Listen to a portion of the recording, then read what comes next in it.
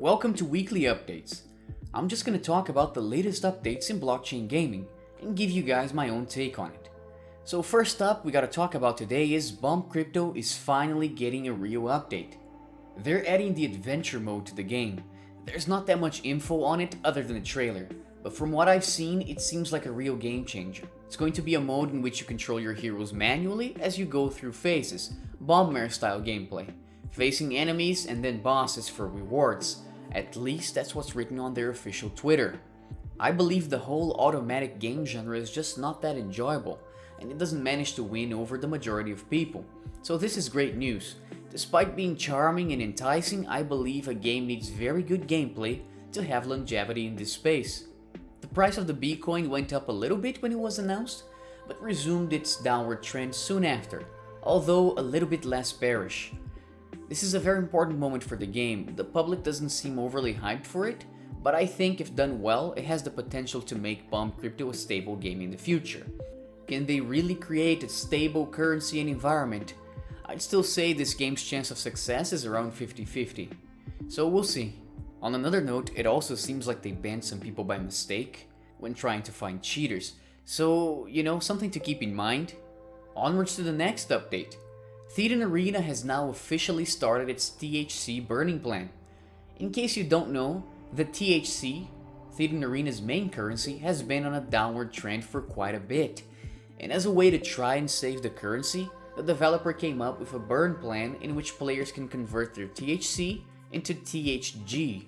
This is another one of the game's currency for rates between 0.5 and 0.7. The THG is the game's governance token. It can be used for a lot of other things. And it is quite a bit more expensive than the THC.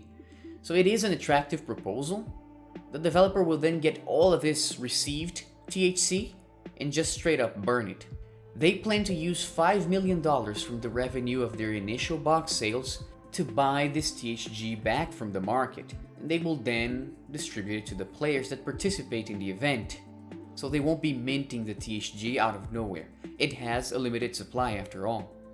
And from what they wrote, it seems like it's going to be only a 2-day event kind of thing.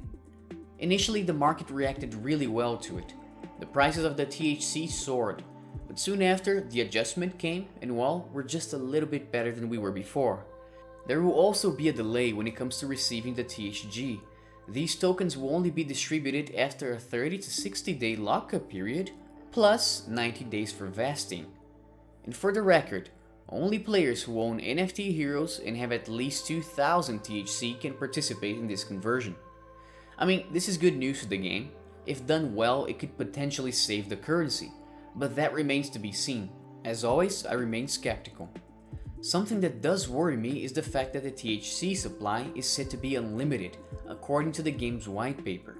So even with a very well designed and implemented burning plan, inflation feels like a looming threat.